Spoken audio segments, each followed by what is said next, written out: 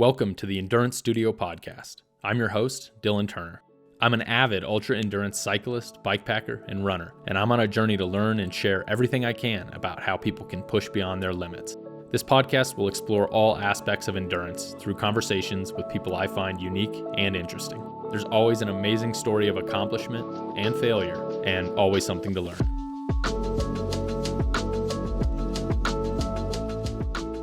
I run this podcast from an off-grid mobile studio I've created so I can travel to the guests and have authentic, in-person conversations because I believe in the importance and power of face-to-face conversations. Thank you for watching and listening.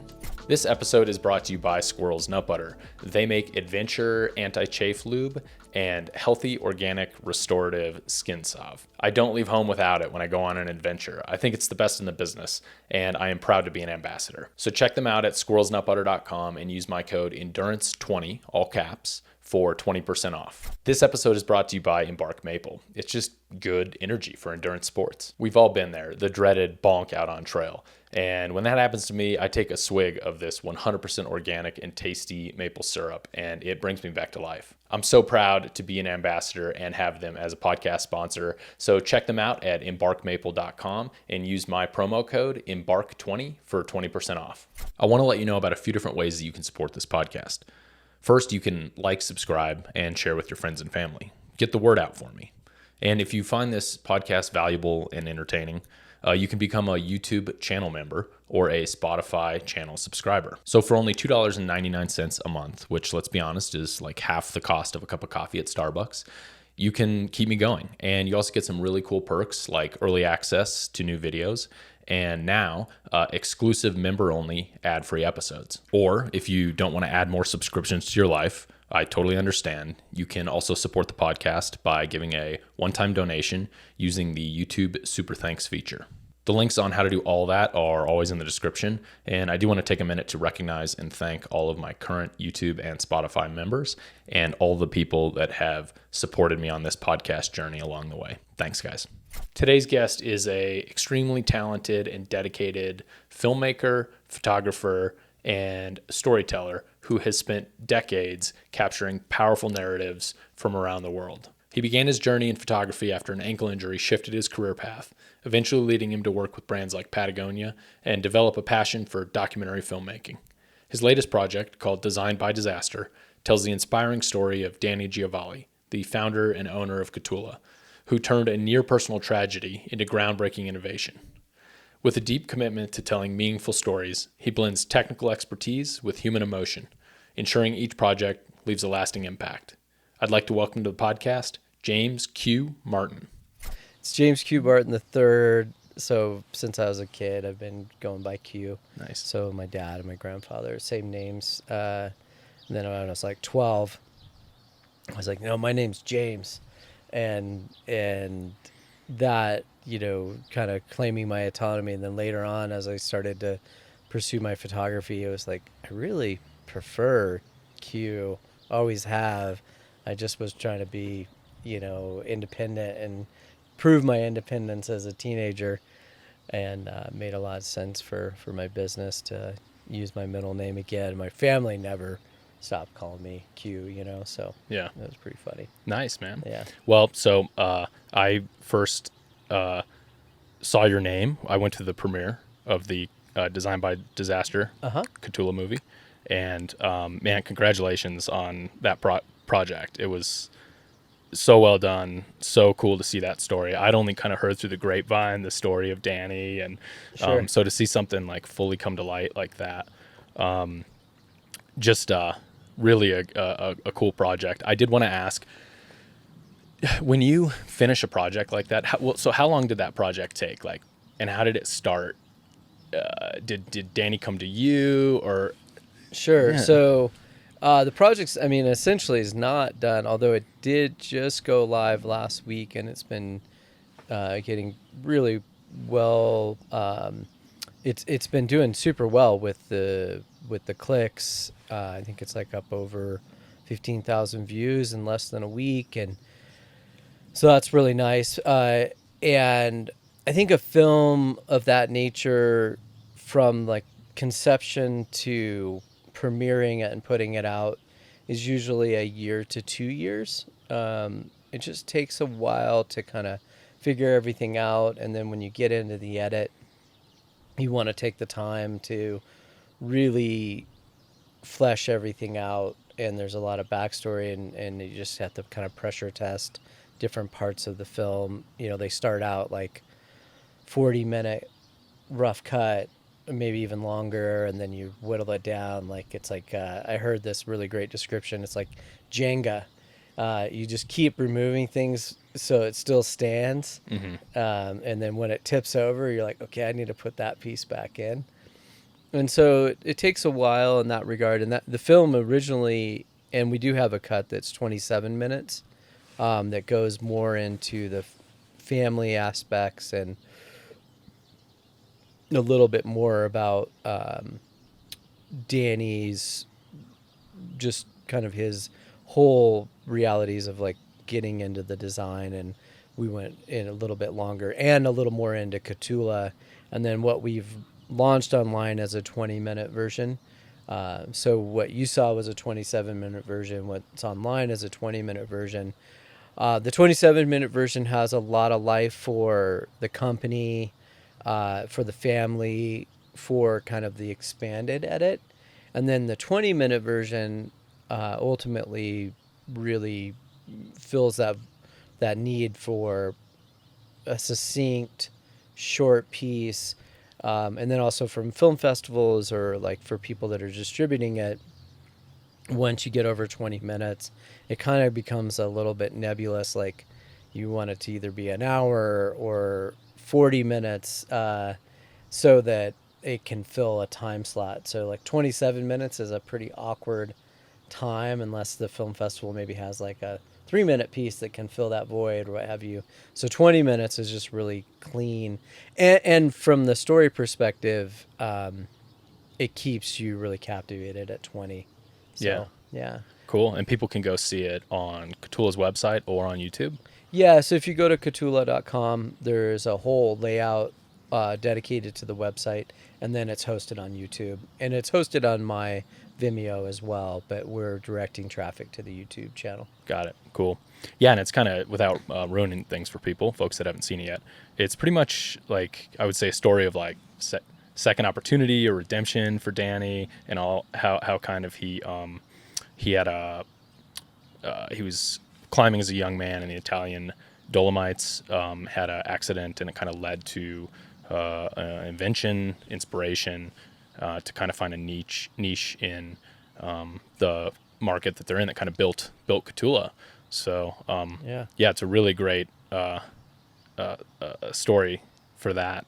So when you put something like that out, do you feel like it doesn't belong to you anymore when you put it out to the world?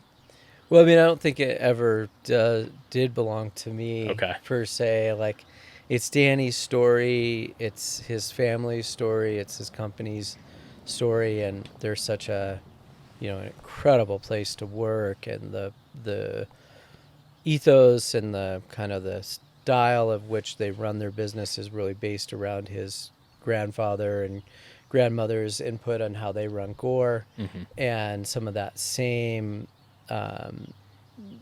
sensibilities, I guess, might be the right word, or just the way that they go about. Nobody really has a title. There's not a hierarchy at the company. So digressing, but it's really, I'm just a small part in putting a lot of pieces together.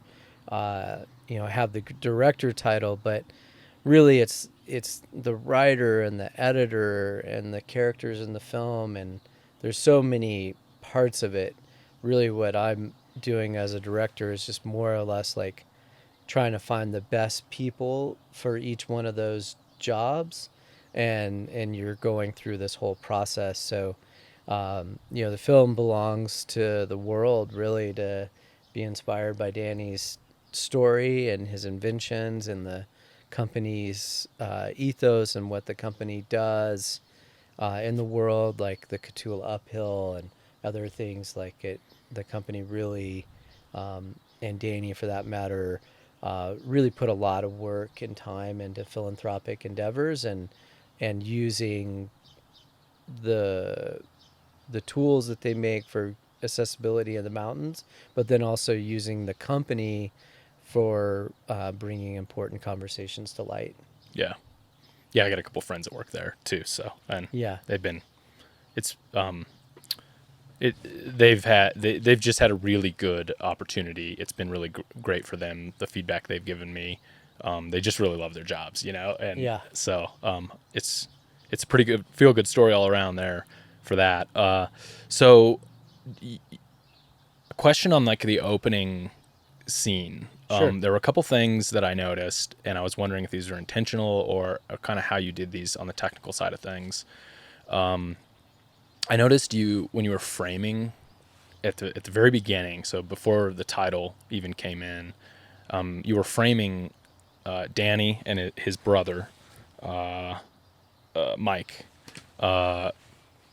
They were basically looking off frame.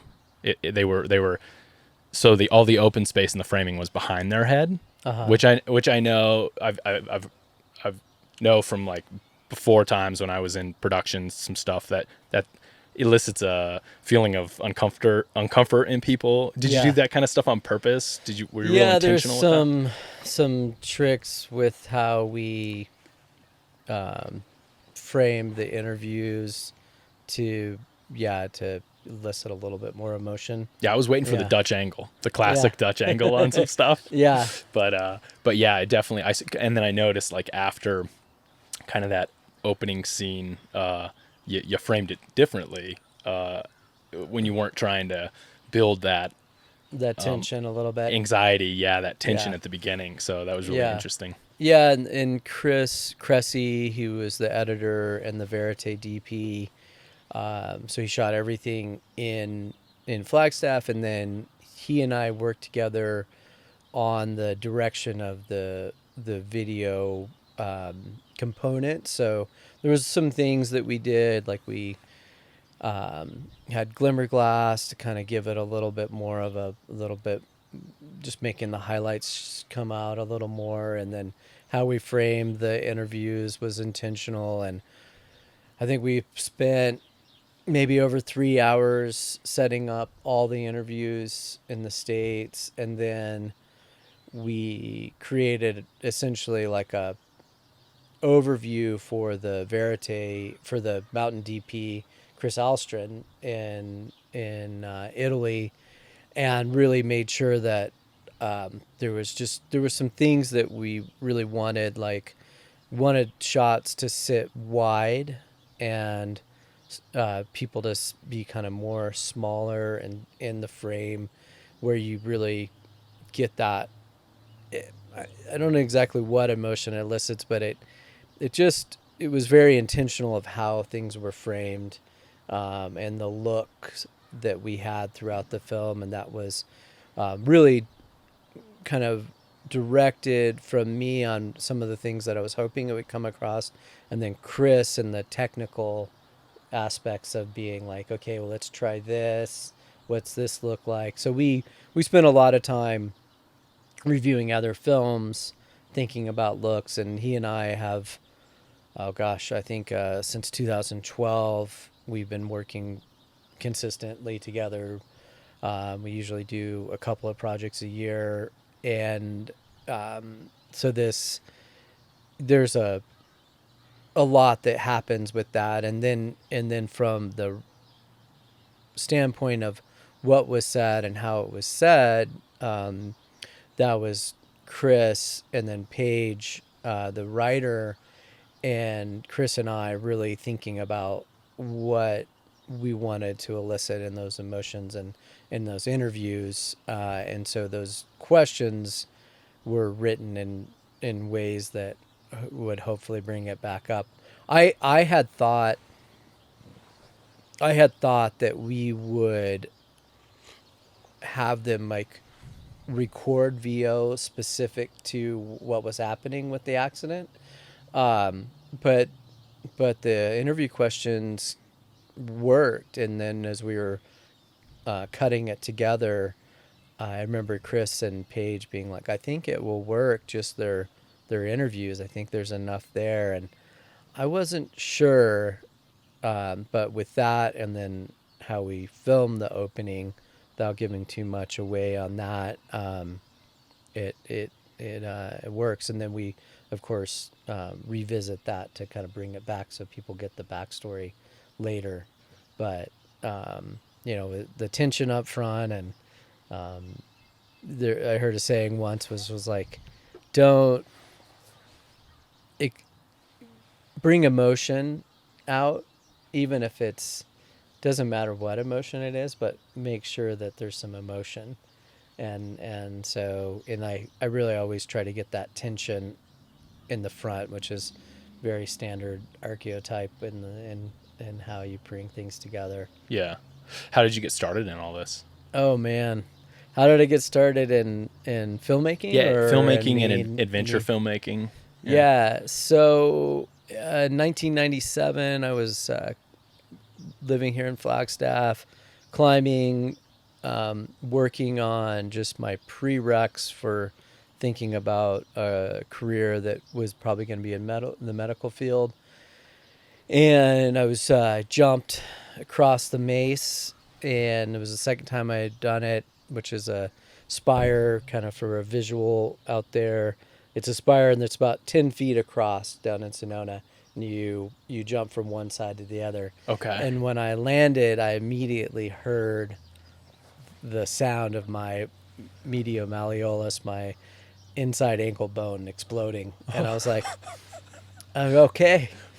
It was that? It was like I was an audible, like, yeah, you just broke something in your foot and leg or something down there. And it was the ankle.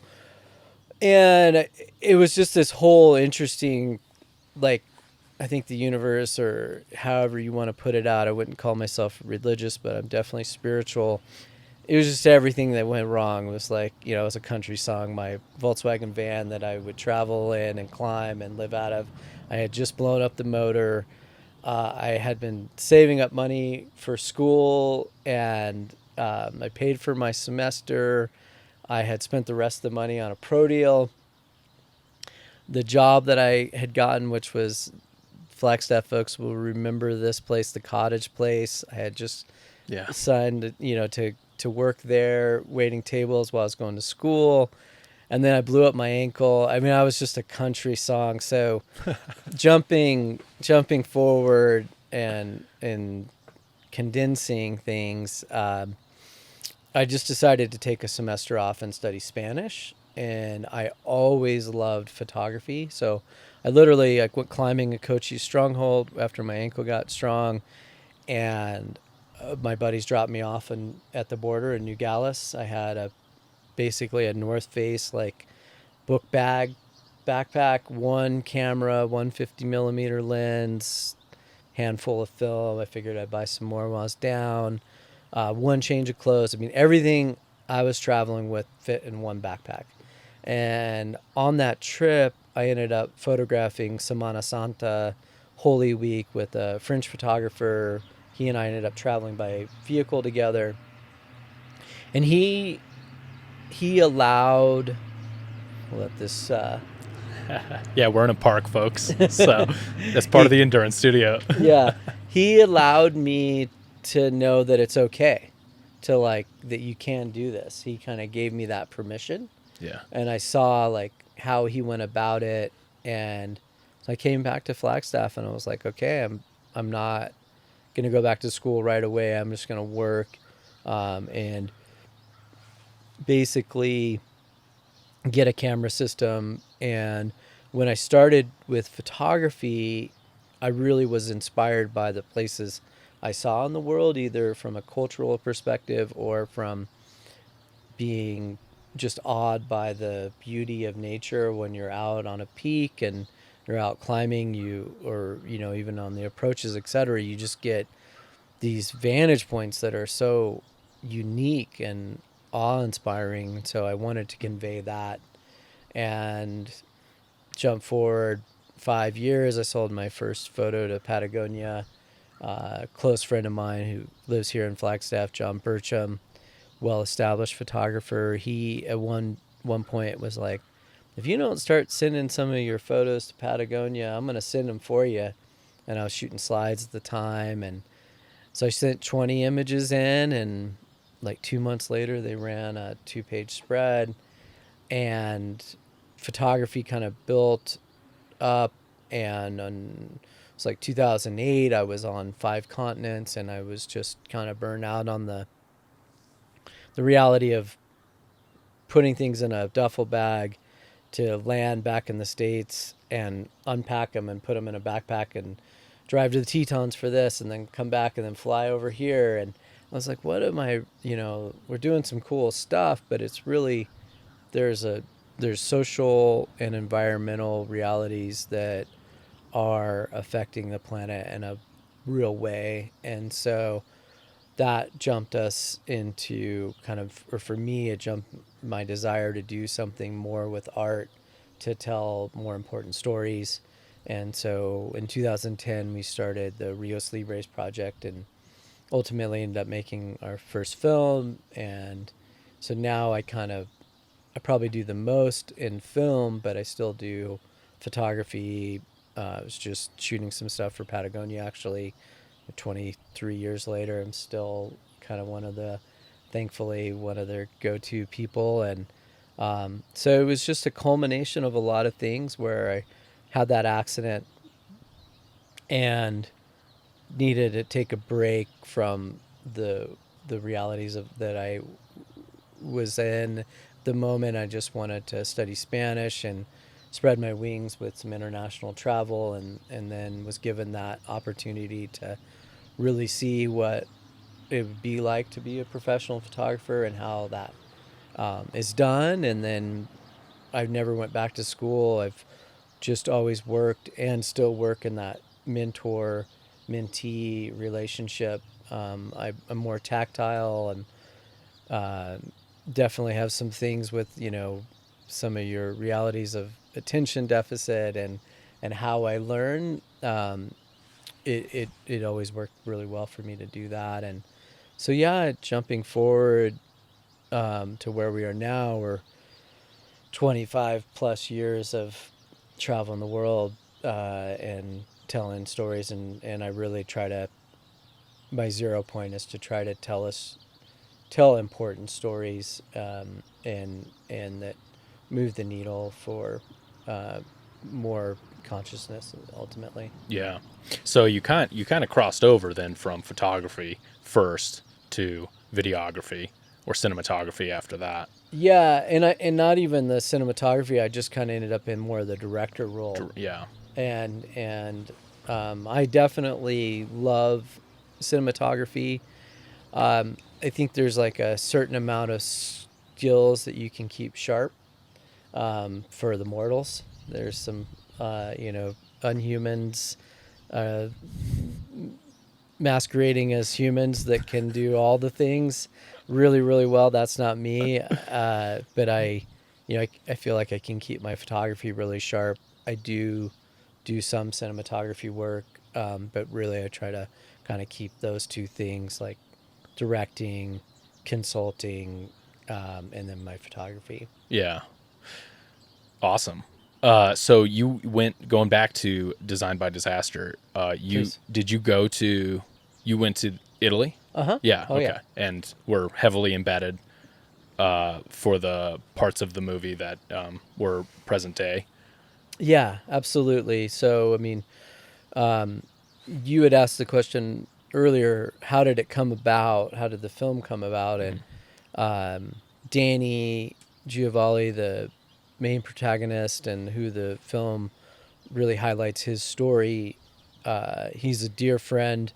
We've been adventuring together and been close friends for 20 plus years. He had come to me and was like, I think I'm ready to tell this story. It's coming up on the 30-year anniversary of it from my accident. And I had some ideas of what the exacts were, but it's a very humble individual, and he's not verbose by any means. And so, we had to kind of get it out of him, all the parts of it, to put it together. And so, yeah, we sat down and talked about what it would look like. We sat down and thought about what it would look like, how we could put it together. And then, it was probably about 6 months of thinking about it, planning. We knew we needed to film here. We needed to go back to the Dolomites, and we put it all together. And then for the Dolomite section, it was a small crew. So we worked with an incredible guide from Italy, Alessandro, and I started conversations with him, maybe 6 months before we even flew over. Worked out details around when we would go, which was early season, so there'd still be a lot of snow, trying to go when there was less traffic on the climb. And we had some really fortunate things that came, and then it was myself, Chris Alstron, and Nelson Klein, who came over from the production side, and then Timmy O'Neill and Danny Giovale from the climbers, and then we worked with Alessandro and then a couple other folks in Italy, and it was a pretty small team. Yeah. What was it like hanging out with Timmy for like 24 hours a day? He's a pretty high energy fella. Yeah. So Timmy O'Neill, those that maybe don't know who he is, or if you see the film, you'll get it pretty quickly. He's a professional climber. He's a spokesman. He's a philanthropic powerhouse, from starting Paradox Sports to just the work he does in the world. And he's one of the fastest climbers in the world. And he's also one of the brightest and high energy individuals you'll ever meet. And we have known each other since the late 90s. Okay. And he was part of my first film that I ever made, which was called Power in the Pristine, which juxtaposes Craig Childs, the writer, and Timmy O'Neill, and looks at mega hydroelectric power in Chile. And so, to answer your question with all that, is I have traveled the world with Timmy. I've climbed tons of things with him over the years, and he was basically like big brother. So I'm very familiar with realities of having somebody, but with Timmy over time, he does need some downtime too. And he's just a positive human that really exemplifies living a life to its fullest. And whenever I'm feeling like I need a little tune up on my day-to-day life, I usually will reach out to him and just chat with him for 20 minutes. And when I get off the phone, I'm like, okay, I'm invigorated to keep doing these things, Yeah.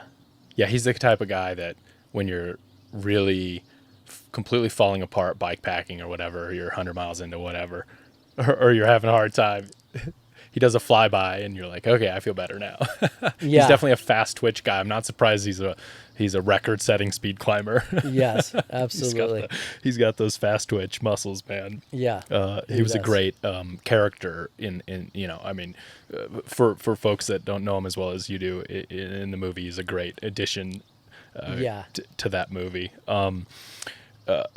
The again, back to the opening scene. So you had to. There was the shots, there was like drone footage, it looked like. Did you use a drone for a lot of that? Yeah. And then some of the gear, it looks like you might have used some of your rock climbing experience, or you had crew that could get up there, because there were a couple scenes where it started to rain and you were like on the ledge, or they were on that first shoulder, I think. And it was like raining, and I was just imagining, it sucks being up there when you're in the rain and there's weather that comes in, just to be like climbing it, let alone to be the person that has to deal with all the gear and the camera and keeping everything dry. And sure. Were there, what was your most memorable like logistical challenge or equipment challenge? I think the most memorable logistical challenge is just to make sure that the crew and everybody is is safe. They're well fed. Everybody's on the same page. Just a lot of communication. I'm pretty well known for maybe pushing the envelope as far as like how many hours you should fit in a day, especially during image capture, and just trying to keep that reality. In hindsight, I would have preferred to have a producer there with us, because I was directing and producing and putting in the mountain environment. In hindsight, I was like, we could have had one more person to help with the logistics. So I'd say from... Can you explain that a little bit? I don't quite fully understand like the roles of those two. Okay, yeah. So a director is really trying to keep the high level per story, and keeping like making sure that the camera angles are what we want, and that we're getting the footage that we need to put the piece together, and really just kind of that role is really centered around the creative direction. The producer role is the one that's like, okay, if you guys want to be on the summit and back to the hut in a safe time, and get all those shots that you have in that list, they're the ones that are keeping that schedule going. So it's a 6 a.m. departure, and we need to be on the climb by 9 a.m., etc. So the producer essentially puts the logistics together. They're the ones that make sure that those... It's like, hey, it's noon, and you guys are not on the shoulder yet because you've been, filming down lower on the route. So it looks like you're going to probably have to cut a section of this out today. So the producer really just makes sure things are dialed in. And so I was doing the producing and the directing. Yeah, it seems like those would be in conflict. Like the producer and the director would constantly be in conflict. Yeah, that was a little more than I was expecting, logistical wise. And then from the standpoint of like on the wall, Alessandro, Nelson, and Chris, those three worked as a separate team from the climbers. And so when they climbed the route the first time, it was paramount that nothing interfered with their climb. So it was an opportunity for Danny to go back on the wall, to revisit the climb. And if we got any footage that worked for the film that day, great. But that wasn't what was important. What was important for that first day was for Danny to have the climbing experience. And they did get hit by the moisture in a pretty big way. Chris ended up having to put the camera away, and the camera crew went down. And Timmy and Danny waited it out and climbed the summit by themselves, and we filmed that with a drone, and then got some elements from that. And I never went on the wall, which was the first project of this nature where I never was on the wall. Okay. I did the long lens shots and the bulk of the aerial work from another ledge system that was high up adjacent.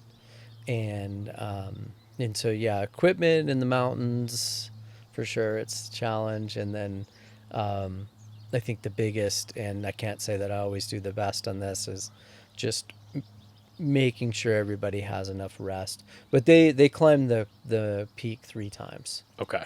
For all the filming. When it was all said and done. We went back 2 more times after Danny and Timmy went to the summit. Okay.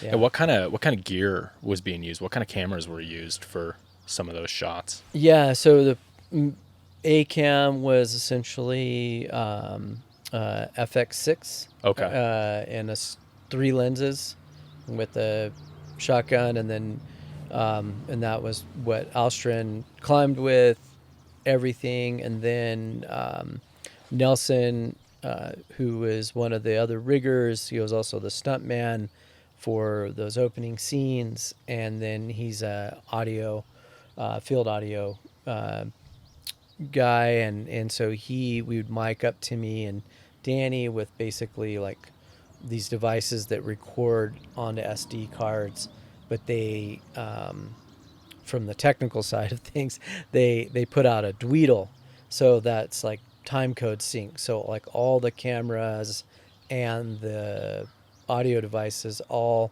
have essentially like, it's kind of like a metronome that you use later to bring everything together. So that's essentially like when you're on like a bigger set, everything's time coded. So like when you see the slate, those are time codes that are matching the cameras and the audio guys and all the equipment, and then everything's mastered off of a 24-hour time clock, and then you bring that back in. So yeah, they're using a small cinema camera, and then a couple of drones, which between Chris and I, we had, but for the most part, Chris did some incredible drone work, but a lot of what he was doing was really just the on the wall camera shooting and what have you. And then we had some smaller Sony cameras like the A7 IV DSLR style, built out with mics and cages and all the things to be able to be fast with that. And so I was shooting on those, and we had a couple of those around for like kind of smaller moments. Yeah. Dude, how much is a game change? How much of a game changer is drones? Yeah, it's a total game right? changer For productions like this with budgets like this, where you didn't previously you'd have to have a helicopter, right? Yeah. For something like that. Like absolutely. When you were first coming up in this, like it was a whole different world technically. Yeah, it really is. And having the budget for a shot over helicopter scenario, something like that, I mean, geez, that's a whole nother world. So drones are a game changer. I went through flying them when they had basically no autopilot scenarios, and still, and I've lost several drones over the years. They're wily. The tech is getting better and better and better, but man, those first drones were really wily. They just like went down over a mountain and that was it. You were like, we're not going to go recover that. Yeah, I mean, I've definitely a river. I've got some tricks. I mean, I had one time I was filming in Michigan, and it was just I was flying over this lake. It was like the very first day of like a multi-month production where we were following bike riders across the country, and I was just getting B-roll first thing in the morning, and the drone just was like, "No, I want to be a submarine now." I was like, no, and it just was like, nope. You're jamming the yoke. Yeah, and it was like, no, I want to go down. And so I tried flying it back, and then I saw exactly, I got it almost back, and it just decided it was going to be a submarine.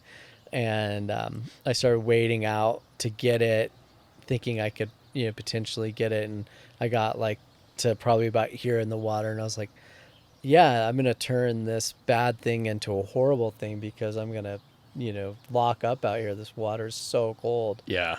So there's all kinds of different scenarios, but they've gotten better, and there's definitely some tricks on, basically the biggest one is like, don't let the battery get too low, because then the robot starts doing weird things. I see. It returns to its home base with the other unknown identified flying objects under the water. Yeah, or whatever it may be.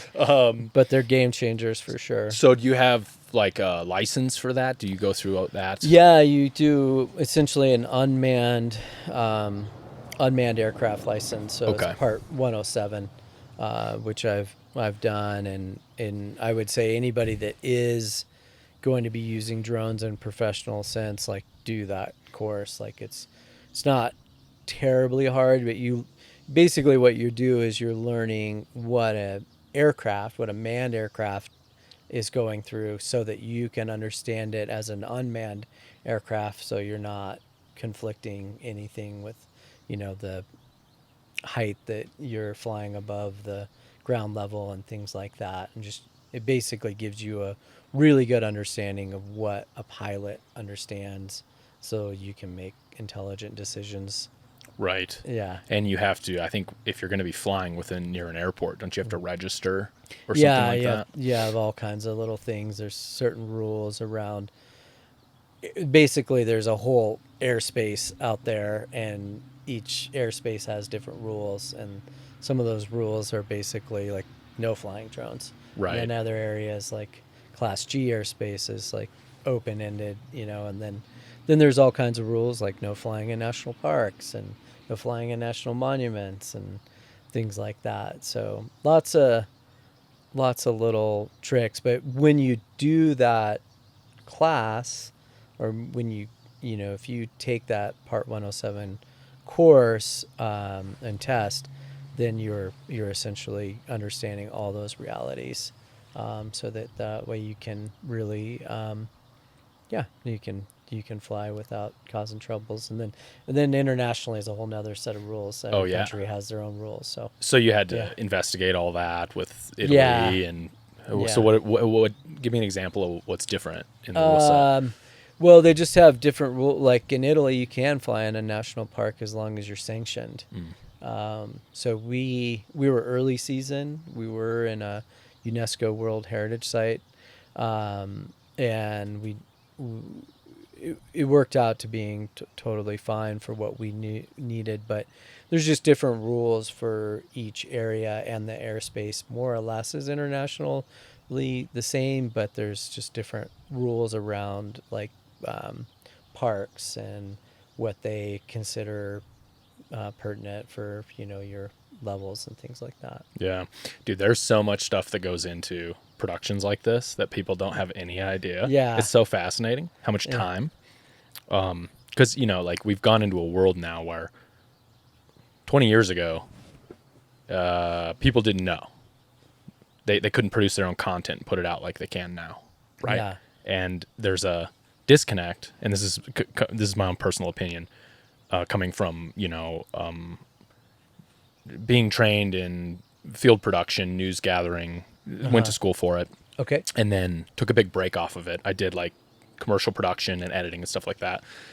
Worked in a news station, and then I took a big break from it for like 15 years, and then I just recently came back to it kind of with Bikepacking and the podcast and stuff, and the world has changed like tremendously. For me, it was like a shock to the system.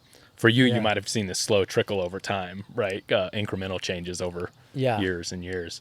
But like the equipment was cheaper, everything was more accessible, everything was just better. Like it was just harder to get that stuff 20 years ago. Editing's easier. There's all this AI that can supplement your process in certain ways, which is like really kind of a new thing. But you're on cards instead of mini DV tapes, for example. Yeah. Like that alone is like, yeah. for me, right?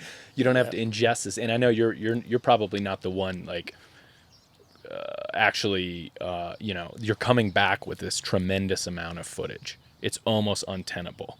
Yeah. Like I can only imagine. Do you know how many hours of footage you guys shot for this? I don't have the exact hours, but one of the things like I stopped shooting on reds because I just didn't. The amount of data and the amount of hard drive space you need to consistently shoot on a red it's just it's overwhelming. But this project's under 10 terabytes, which doesn't sound No big deal. sounds like a lot, but it, relatively speaking, isn't that crazy. The red cameras those are 8K, right?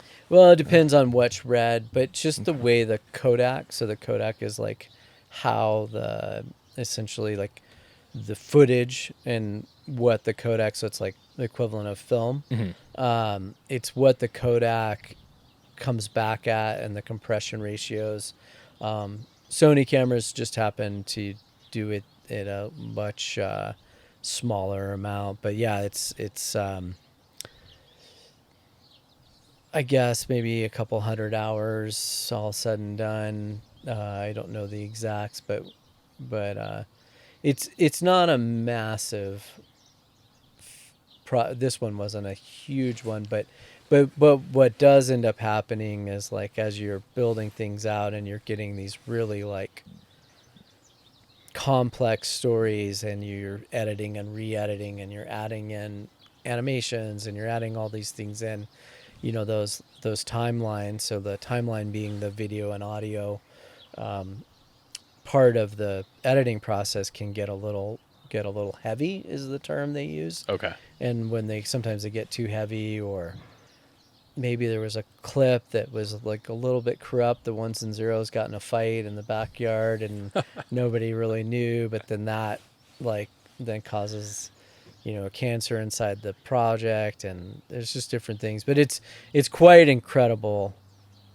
It really is incredible that you can make a film with this quality, you know, from a, you know, consumer laptop and consumer editing machines. It's just pretty wild. I would when I first started making my films, I would start things and I would be like, okay, well, you know, this is what I think it's going to look like. I'd hit render for the export and I'd set that machine aside and I'd go like, you know, get a bike ride in and come back and be like, oh, well, it failed. Then that 3 or 4 hour export. Now you can, you know, maybe get an export out in 30 minutes or something on a bigger project. But it's pretty wild watching that arc of progression of how the equipment has changed and how it's just really accessible. And I mean, you know, the guy Baker, who won 5 Oscars this year, one of his films that was put out before Anora was a film that was shot all on iPhones, you know, and so there's a lot you can do, and it's a really great time to be a creative because there's all these tools. And it's also a really scary time to be a creative because of the Puma just put out a national commercial that was all AI generated. Right. And so it's also like scary and also really exciting. Yeah, man. I mean, in Premiere, what was the film edited on? It was in Premiere. Yeah. So, one of the things that's in beta release on Premiere is generative clip length. So you can like grab the end of a clip. So you have like a shot, and you can grab the end of a clip and extend it, and it'll try to generate what it thinks should be in that shot. Yeah, and you totally. can, it's limited to a few seconds right now. Yeah. And the generative AI on the Photoshop side is really pretty solid. Yeah. Especially with like backgrounds, or if you're trying to like take a vertically shot video or image and make it horizontal, you can. It's incredible. Yeah. Do that alone, the utilitarian aspect of that alone, like going from, because vertical like screwed everything up, at least from a traditional filmmaking point of view. It's like everything is 16:9 landscape, and then vertical video came along and it was like, how do I incorporate all this stuff, right? Yeah. Oh, and that was another question I had for you. So you had to use like different variety of media. There was like old footage that you were incorporating in, and I mean, how are you dealing with some of this really old footage on this, you know, 4K? I think the whole thing was in 4K. Yeah, it's all 4K. Is there a process where that's like touched up ahead of time, or you try to up the resolution and try to get it as best as possible before you incorporate it? Yeah, I mean, thankfully, Mike, Danny's younger brother who was in the film, he for a while had a production company and filmed some of Kahtoola's first videos. And I personally am like, you can do lots of things. You can like make them smaller. So, cause the quality's smaller, like you'll letterbox it. So it sits a little smaller, but, we just let it run and let it show its kind of messiness and quality compared. And it gives it, you know, a certain aesthetic and that, but yeah, there's, and some of those photos that were shot film in 1993 with Danny and his brother, probably on some little point and shoot film camera. Some of those were vertical shots that we used AI to clean up and make horizontal and fill the frame. So yeah, it's a lot of work, and there's just, and then there's also just kind of the creative decisions of how you go about some of that too. So does the AI on the horizon of video, does it make you nervous? Absolutely. Okay. In what way? It makes me nervous in the regards of standards being lowered and not having the human creative element in it, and people getting complacent with how they go about these projects. I think there's so many unique ways to tell stories, and I don't know. I mean, a computer model could come up with some things, like maybe a computer model can say, all right, since the history of film, we've done all these things. What's different?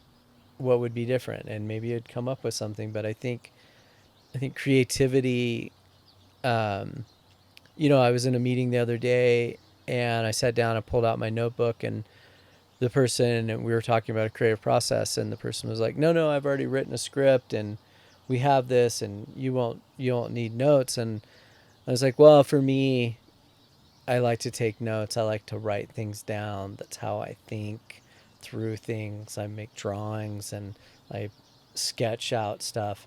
And I'm like, I'm not giving that up, Yeah. And so I worry about our just creative processes and becoming essentially a droid like the AI machines we're feeding. Yeah. And losing our individualism and creative output. So that worries me from that side. And then from a financial, monetary reality of subscribe to this and they'll kick you out a video for that. I mean, we're using AI right now for a film. So we're writing the script, and the AI program knows the person's voice. And so we write the script, and then it gives us an AI audio file of his voice. And the voice is pretty much identical, except it doesn't have inflections and tones, and cadence change is a little weird. But from a standpoint of like, it's amazing because we can get his entire script without ahs and rambly thoughts, and we're cutting with that, and then we'll ultimately record his audio for exactly what we need. So I mean, these tools continue to blow my mind, but I think it just really does scare me from the perspective of like losing that creative individualism, that uniqueness. Yeah, the human experience, right? Do humans want to see something that was created by humans, right? Or read something that was created by humans? There is like kind of this like AI, as I use it a lot in different forms to turn this podcast out. I definitely use it as a tool, supplemental tool. Feed a transcript. So what I'll do, for example, is I'll feed this transcript. So Premiere Pro will give me voice to text. It'll give me a transcript. Yeah. I'll output that. I'll feed that into ChatGPT, and I'll say, summarize this into a one paragraph YouTube description, right? So that I don't have to write it, because I don't like, a lot of times I don't remember exactly everything we talk about in these conversations. Sure. And to review the whole thing and like take notes takes a lot of time. Yeah. So I do that. It's a great, in my mind, it's a great use of it, but like as a tool, right? But I feel like there's gonna be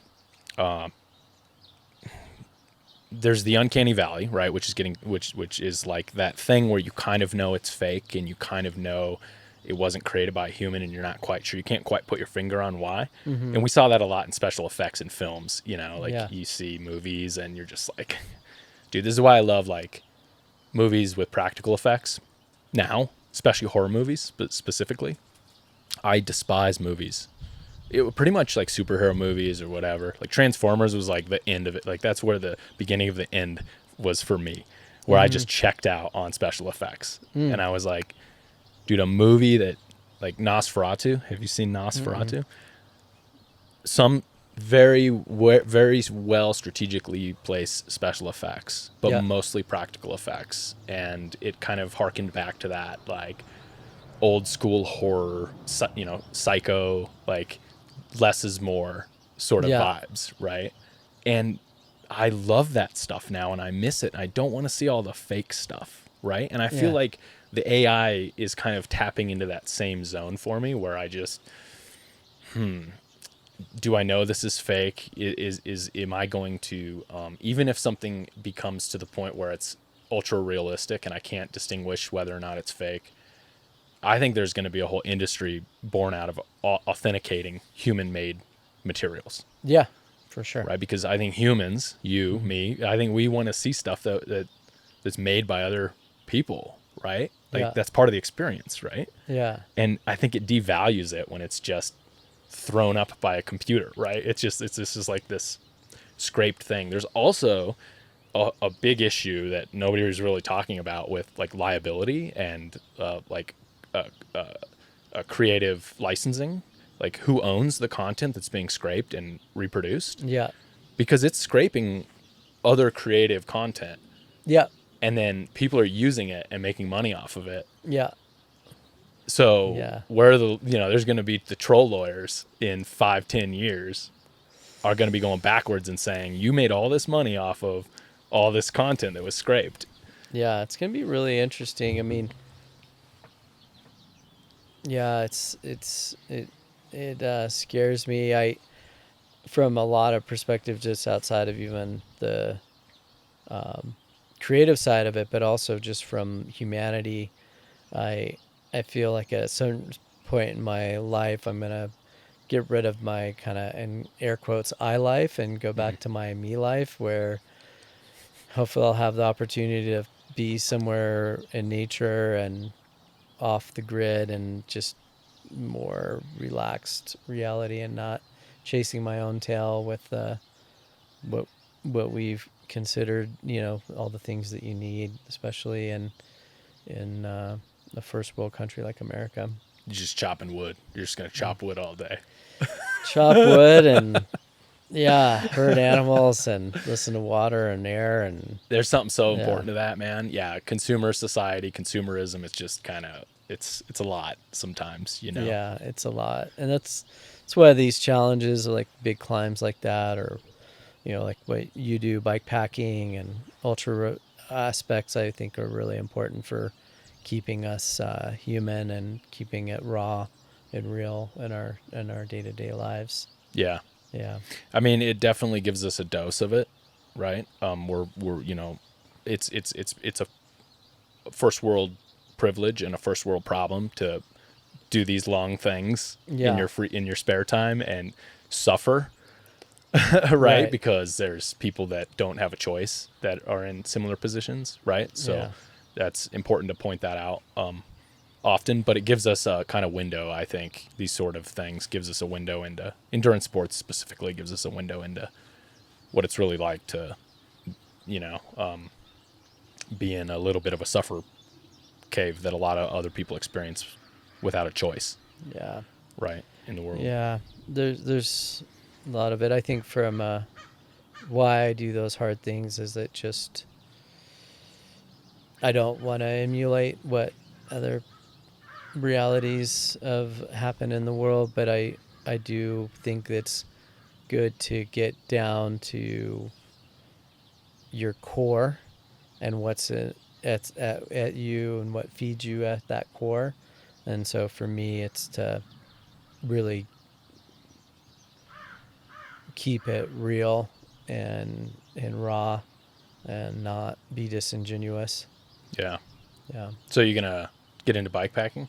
I heard through the grapevine. Yeah, I've been messing with it a little bit.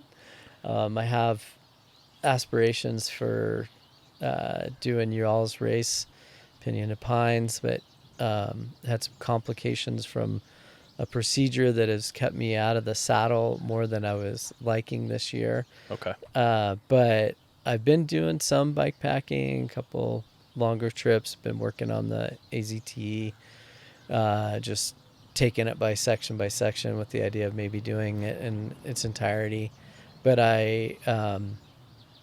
it's fun. Good buddy of mine says, like, biking's one thing, hiking's another thing. Bringing those two things together, I don't know if that's a great thing. And I think there's some validation to that. But I like a nice hard logistical challenge, and I like being seeing the world from the bike seat is pretty special. Yeah. So yeah, I see it getting more and more. I've made some investments in time and in training to understand the sport more. Yeah. It's definitely a black hole, man, that can like the logistics and the technical side of things. It can, Yeah. I mean, that's half of why I do it. Yeah. Like the actual riding part is kind of like, yeah, but it's the planning and the spreadsheets and the weight and the logistical and the food and it's so complicated with all the layers. Yeah. Specifically self-supported stuff. Yeah. The layers make it complicated. So yeah, absolutely, really does. Yeah. And I like that. Hopefully we'll see you out there sometime soon. Yeah, absolutely. I did want to ask, I saw in the credits of the film that it said Reenactment was done by Rob Krar. What is that? Is that the part where he's sliding down the mountain? No, those. So Rob's a dear friend, and probably needs no introduction. We train pretty consistently together, and we've done a lot of films and a lot of media projects together. With him in front of the camera, and even both of us behind the cameras doing projects together. But what we did was, he's in the film. There's a crampon reenactment scene where he's it's just his feet and Danny's old boots, and it shows the old style of plastic double boots, Right. Which do get used still today, and then kind of the erector set rigid crampon. And before Danny invented flexible traction systems that move with the foot, in no matter what shoe you use, being a tennis shoe to a rigid boat, what he invented is that whole subcategory of traction, which is flexible traction.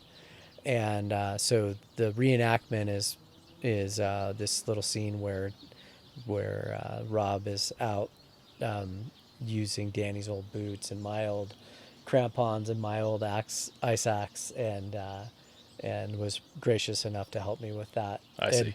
And it was actually fun little fact. It was like filmed in the Rio de Flags little north side. Oh, really? Section. I just needed some basalt and a couple feet of snow. It was a snowy year that year, so we just went out and shot stuff, and then used some tools with LUTs and different things to give it that artifact feel. Yeah.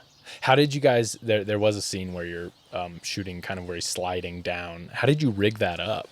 Yeah. So the fall scene was kind of I knew I wanted to open the film with that, and I wanted to open it with this like visceral POV. So it started with building out a sled with like all my climbing gear on the sled, and I mounted I bought a mannequin head, and I drilled the mannequin head into the top of the sled, and I put a GoPro on it, and then put weight in it and took it up to Snowball and sent it down a couple of smaller sections. I know no sledding up there, and then I kept a rope on it, so I just sent it for like 30 feet and looked at the footage.